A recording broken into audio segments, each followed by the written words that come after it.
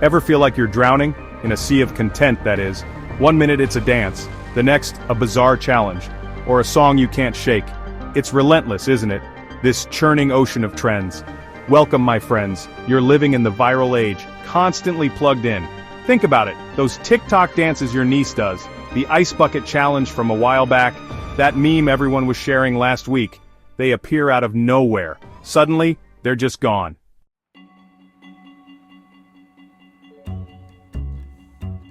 Now, you might be thinking, Doc, it's just trends, it's fluff, harmless entertainment, right? Wrong, or at least, not right. These blips on your screen, they pack a heavier punch than you imagine. They shape what we think is normal, what we think is cool, what we even think is. It's subtle, but it's there. Consider the ripple effects. A viral rumor can tank a stock, or destroy a reputation overnight. A trending hashtag can spark a movement. Or let's be real, a lot of pointless arguments.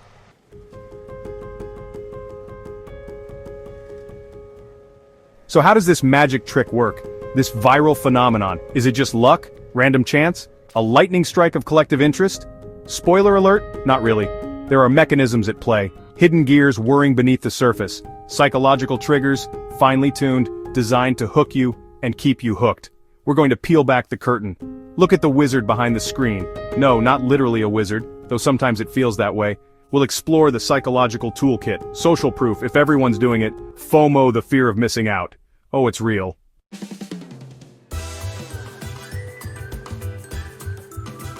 Ever seen a crowd gathered on a street corner, staring up at something you can't quite make out? What's your first instinct? Probably to stop, to look, to figure it out. You might even crane your neck, just like them. This isn't just idle curiosity, my friends. It's a deep-seated human instinct, a powerful psychological nudge. We're wired to pay attention to what we're paying attention to. It's a fundamental part of how we navigate the world. This, in essence, is social proof. It's the idea that we look to the actions of others to determine our appropriate behavior, especially when we're uncertain. If everyone is queuing for that new food truck, our brain whispers, it must be good.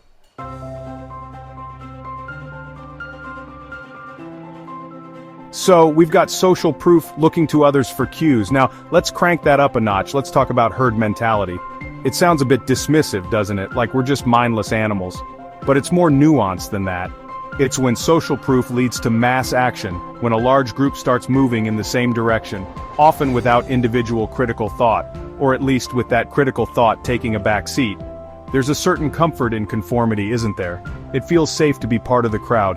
There's less risk of being wrong, or, more accurately, less risk of being wrong. Standing out takes courage, it takes effort.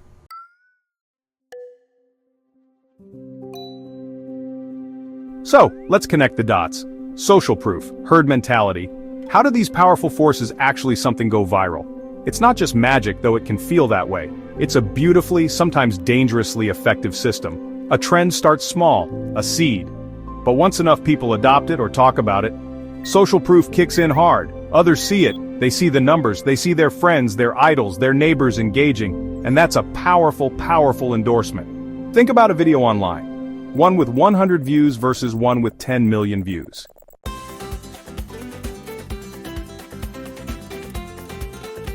You know that feeling, right? That little niggle in the back of your mind, the one that whispers, hey, something cool is happening. And you're not there.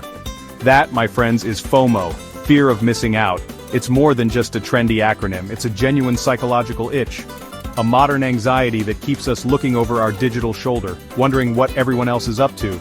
It has a tight grip, this feeling. But where does it come from, this pervasive fear? It's not a glitch in your personal software.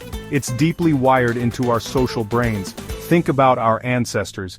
Being part of the group meant survival.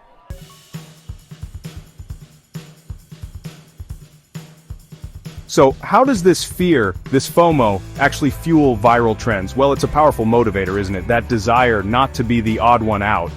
It pushes us, often unconsciously, to participate, to join the digital parade, even if the trend itself seems utterly bizarre, or something you wouldn't normally do. The thought of being the only person in on it? For many, that's a far scarier prospect than, say, dousing themselves in ice water. Viral trends also offer something else. A temporary, fleeting sense of community, a shared experience in an often fragmented world. When you join in, you're part of something, you understand the references, you get the jokes, you belong for that moment. FOMO whispers that this shared experience is important.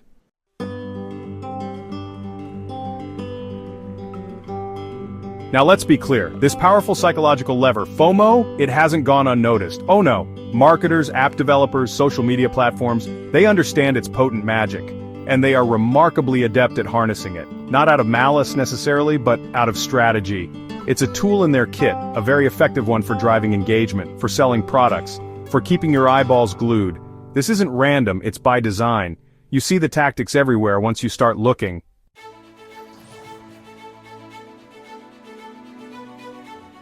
Ever wondered what makes you reach for your phone? Again, and again. And well, you get the picture. There's a little chemical conductor in your brain, working tirelessly behind the scenes. Its name? Dopamine. You've probably heard of it. The pleasure molecule, right? Well, sort of. It's more complex than just raw pleasure. It's about motivation, anticipation, reward. It's the brain's way of saying, yes, do that again. A very persuasive whisper. Think of dopamine as your brain's internal currency, its system for reinforcing behaviors, especially those that, once upon a time, helped us survive. Finding food, dopamine hit. Achieving a goal, dopamine hit. Social connection, big dopamine hit. It's not just about feeling good you do something, it's the of feeling good that really gets you going, that little spark before the reward. That's dopamine priming the pump. This system is ancient, powerful. It's designed to make you seek out what you need, or what your brain you need. It's not inherently good or bad, it's just a fundamental driving force. Without it, you'd barely have the motivation to get out of bed, let alone chase after the latest viral sensation. So in a way, dopamine is your get up and go, your internal engine of desire, the neurochemical nudge towards. But here's the rub, my friends, this finely tuned system evolved over millennia. It can be gamed, it can be stimulated, perhaps overstimulated, by things far removed from ancient survival needs, things like, say, the endless scroll of your social feed, those little red notification badges, the promise of something new, something exciting, just a swipe away, and that right there is where our modern story begins. The story of dopamine in the digital age.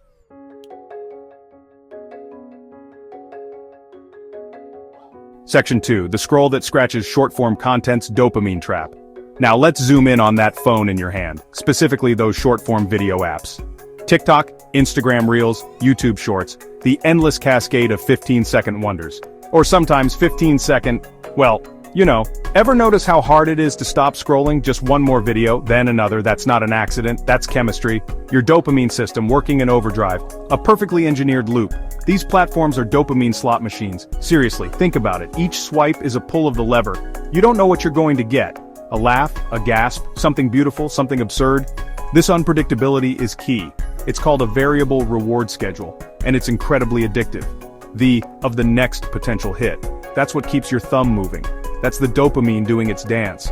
It's a rapid-fire delivery system for tiny rewards, a quick laugh, a surprising fact, a cute animal, each one a microdose of dopamine. Not a big, satisfying meal, mind you, more like an endless bag of tiny sugary snacks. You never feel quite full, so you just keep reaching for more. The brevity is crucial. You're not committing to a feature film, just a few seconds. What's the harm? And the content itself, often designed for maximum emotional impact. Quick cuts, loud sounds, bright colors, things that grab your attention instantly. The algorithm learns what gives you that little dopamine spike, and it feeds you more, and more, and more. It's a personalized, ever-evolving stream, tailored to keep your brain's reward centers firing, a relentless pursuit of that next little feel-good moment, making it oh so easy to lose minutes, or, let's be honest, hours.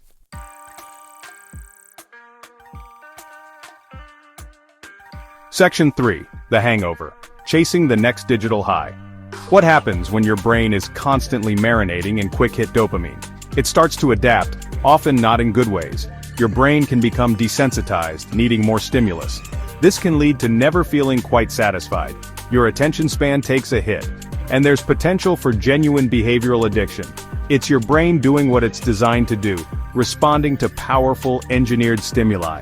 A dance between your neurochemistry and their code.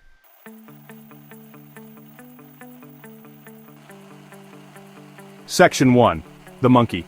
See, monkey do brain, introducing mirror neurons. Ever caught yourself yawning just because someone else did? Or winced when you saw an athlete take a hard fall? as if you felt their pain. This isn't just sensitivity, it's not mystical either. It's your brain at work, doing something extraordinary. A fundamental human and primate tendency. We see, we feel, we do. It's baked into our being. Deep inside, there are special cells.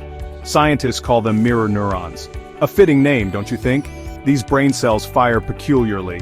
They activate when you perform an action, like reaching for a coffee cup. But here's the wild part. They fire when you see someone else perform that action. Your brain mirrors the experience, it simulates the action internally, as if you were doing it yourself. This discovery was a game changer, a potential biological basis for empathy, for feeling what others feel, for learning through observation, for social understanding and connection. It's about understanding intentions and emotions, connecting with others profoundly. These neurons are unsung heroes, the invisible architects of our social world. Think about it in your everyday life. You see someone smile, and you smile back. Someone trips, and you flinch. A baby giggles, and you feel joy. This isn't just social convention. Your mirror neurons translate experiences into something your brain can process. This system, this mirroring capacity, it's a powerful undercurrent in human interaction, and it plays a starring role in the viral theater.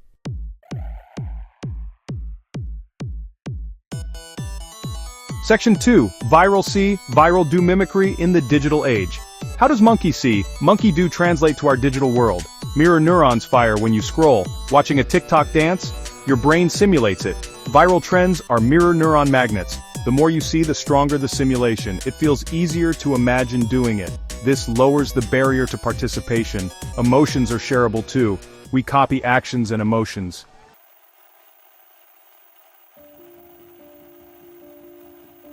Are you really in control? Much of our behavior is automatic, driven by mirror neurons. Influencers leverage this, creating a sense of connection. Their joy, products, and catchphrases become our cues. We mimic, often without realizing it. This unconscious echo shapes our actions. Are you truly in control, or is your brain's wiring guiding you?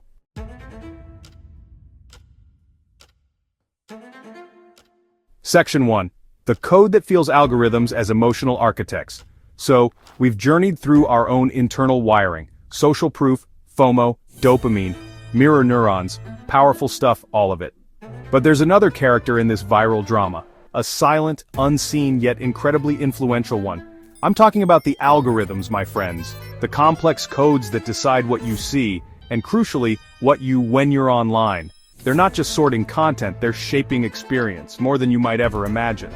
Now, when you hear algorithm, you might picture dry, emotionless code, just lines of logic, doing a neutral job. But that's not the full story. Not even close. These algorithms are designed with a purpose.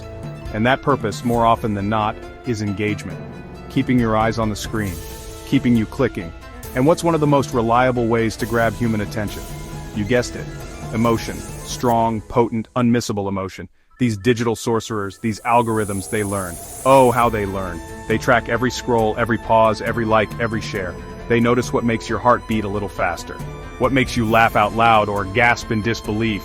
Or even what makes your blood boil just a little. They're not judging you for it. They're just gathering data points. Millions of them. Billions. Trillions even. All to understand what pushes your emotional buttons. This isn't some sci-fi fantasy of a sentient AI. Not yet, anyway. Don't lose sleep over that. It's about sophisticated pattern recognition. The algorithm doesn't know your deepest fears or joys, but it knows that content with certain emotional markers, certain keywords, certain visual cues, certain reaction patterns, tends to make people stop and engage. And so, it begins to curate your reality. A reality increasingly painted with emotional hues, subtly, persistently, effectively.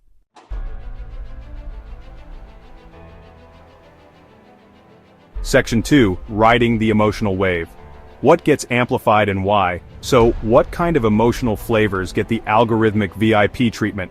Think about what makes you stop scrolling. It's rarely the bland, the neutral, the mildly interesting. No, it's the extremes that cut through the noise. The content that makes you feel and feel it strongly. Outrage is a big one, a huge one actually. Things that make you angry, indignant, ready to argue. Then there's overwhelming humor, the kind that makes you snort. Or breathtaking beauty, adorable animals, heart-swelling inspiration. These are the emotional blockbusters. Why these? Because they provoke an immediate visceral reaction. A strong emotion doesn't just make you, it makes you. You're more likely to comment if you're outraged. You're more likely to share if something made you laugh till you cried, or if it touched you deeply. These actions, comments, shares, even just lingering longer on a post, are like gold to the algorithm. They scream, this is interesting, show it to more people. And the algorithm, ever obliging, does exactly that.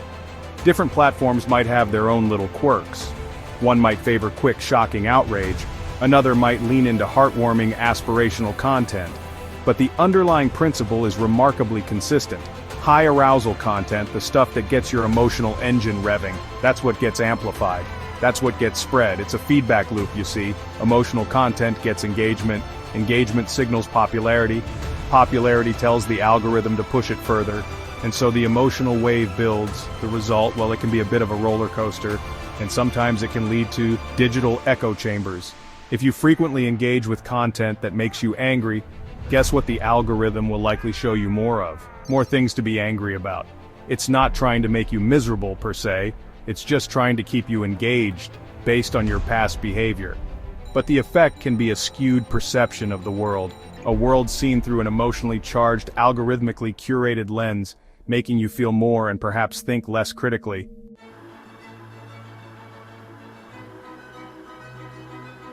Section 3. The echo and the amplifier, you, the algorithm, and the emotional loop. This creates a fascinating and sometimes troubling dynamic. A powerful feedback loop between you, the content, and the algorithm. You react emotionally to a piece of content. The algorithm sees this reaction, it amplifies that content, and it shows you more content designed to elicit similar emotions. Content creators see what gets traction and what goes viral. They create more stimulating material to hit emotional high notes.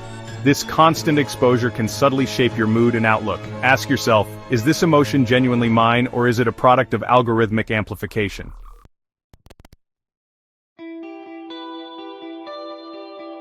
So here we are, at the end of our little expedition. We've peeled back the layers, haven't we?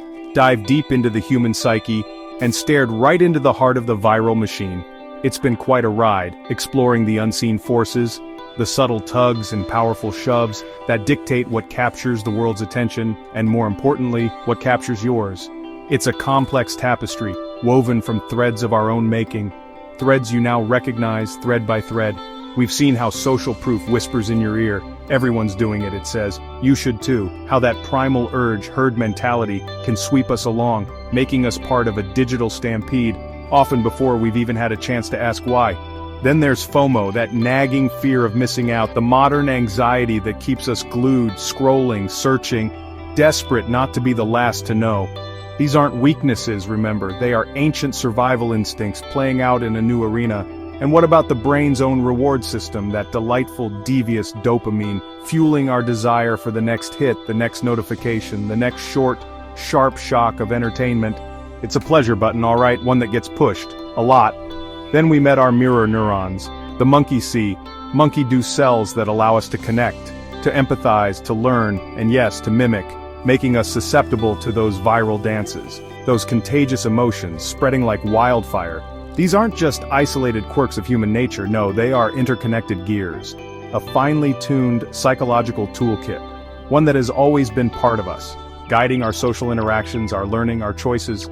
But now, in this digital age, this toolkit is being accessed and utilized with unprecedented precision by forces that understand us sometimes better than we understand ourselves. It's the human element, amplified, and it's time we understood the amplifier.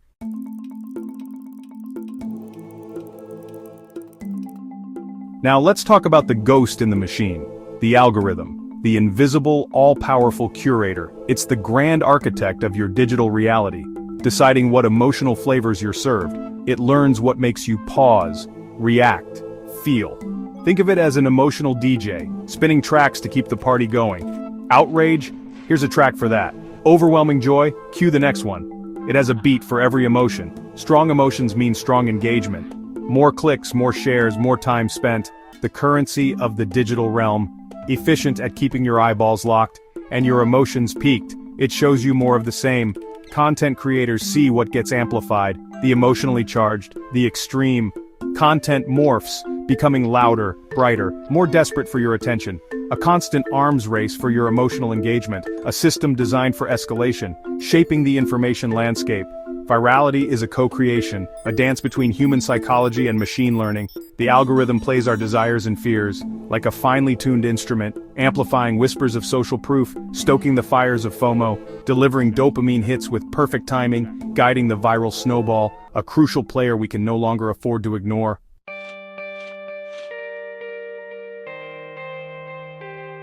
So we've pulled back the curtain, we've seen the psychological strings, we've acknowledged the algorithmic architects. The world of viral trends might seem a little less magical now, perhaps a little more manufactured. But knowledge, my friends, is power. The power to see the patterns, the power to understand the mechanisms, and most importantly, the power to ask the right questions. The questions that lead to conscious engagement. Virality isn't random, it's engineered. Engineered by a deep understanding of you, your desires, your fears, your social needs, your brain chemistry. So next time you're caught in a trend, next time you feel that irresistible urge to click, to share, to join, pause, just for a moment, and ask yourself, am I choosing this, or am I in some subtle, unseen way being chosen? Is this my genuine interest or the echo of the crowd amplified? This isn't about becoming a digital hermit, it's not about rejecting technology or online connection, it's about becoming a more discerning user, a more conscious citizen of this digital world. It's about reclaiming a little bit of your attention, a little bit of your autonomy. Understanding the game doesn't mean you have to stop playing, but it does mean you can play it on your own terms, or at the very least understand when the game is playing you. That awareness, that's the real superpower here. So, go forth, scroll wisely, engage thoughtfully, challenge the narratives, question the algorithms, be curious about your own reactions, and remember the psychological forces at play, because in this ever-spinning vortex of viral content, a little bit of critical thinking can go a very long way. It can be the difference between being a passive consumer and an active, aware participant in your own digital life. The choice, as always, is yours. Or is it becoming more yours now? Want more mind-bending psychology? Hit subscribe. This is Tonic. Side effects may include thinking differently.